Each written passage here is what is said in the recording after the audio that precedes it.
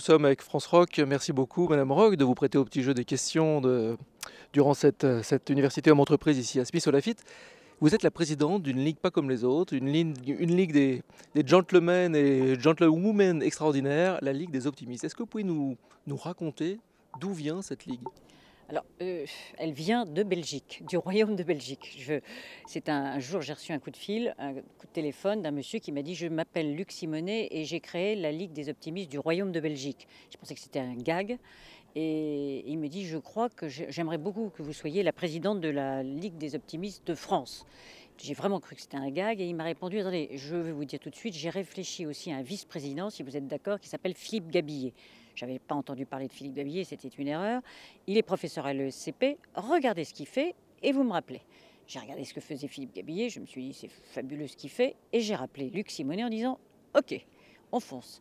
Et donc on a eu un dîner avec Philippe Gabillet, Luc Simonet qui est arrivé avec 2-3 personnes de Belgique, du royaume de Belgique, et il nous a raconté la Ligue, et il nous a dit: mais vous inquiétez pas, ça ne va pas s'arrêter à la France, nous allons créer la Ligue dans tous les pays d'Europe, et il est déjà au Canada, et il est en Afrique, enfin bon, c'est un personnage absolument hors du commun.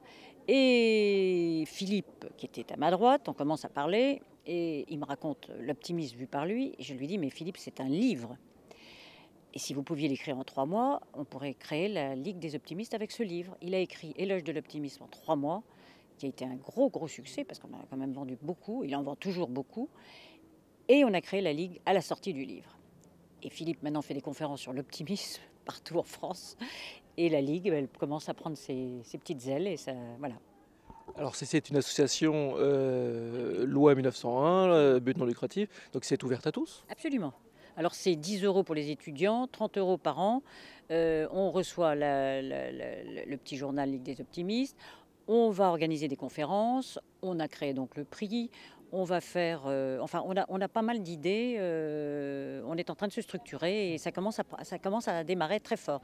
On a quand même déjà, sans bouger, sans faire grand chose, on a déjà 300 à 400 adhérents qui tous les jours arrivent et maintenant se retrouvent sur le web et sont en train de discuter. C'est comme si vous rejoigniez finalement Athanas Périfan dans son objectif de créer un tsunami de la solidarité, un tsunami de la bienveillance. Exactement, c'est exactement ça. Vous partagez cet objectif? Oui, tout à fait, tout à fait. Non, non, mais tout à fait. Enfin, on a des valeurs qui sont que tout le monde, on a les mêmes en fait. Donc, et puis je sais pas, il y a une espèce d'engouement, une joie de se rencontrer, une joie de se voir. Voilà. Très bien. On va mettre de toute manière en ligne sur le site un maximum d'informations sur la Ligue des optimistes, Oui. avec notamment... Ça, c'est vraiment, alors là, Ouais. Ah oui, est-ce qu'on peut parler justement de Françoise Héritier? Ah oui, c'est incroyable.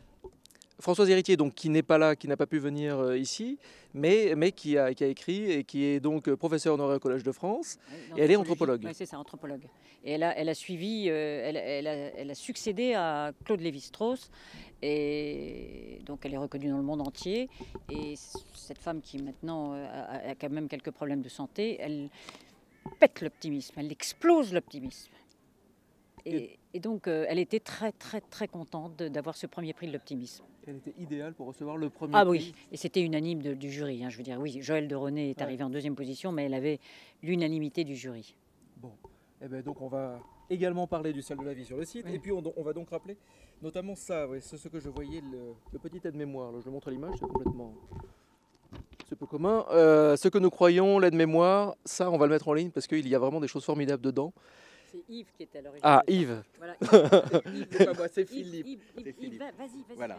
Alors moi je voulais dire qu'aujourd'hui on a eu des conférenciers particulièrement intéressants et je fais le lien entre ce que disait Michel Serres, ce que disait Athanas Périfan, ce que disait également l'éthologue, c'est-à-dire que l'enthousiasme, la foi dans l'avenir, la capacité à mobiliser son énergie créatrice font avancer le monde et que l'optimisme, c'est ça qui va mouvoir, faire bouger l'entrepreneur. Et on est ici dans une réunion d'entrepreneurs, dans une réunion qui réunit des dirigeants, des chefs d'entreprise, des gens qui croient à l'avenir. Sans ça, ils ne seraient pas entrepreneurs. Et donc, ce prix de l'optimisme a tout à fait sa place au sein de cette université d'été du CK. Eh bien, longue vie au prix et dans l'université. Et puis donc à l'année prochaine, Yves. Merci beaucoup, à l'année Merci. prochaine.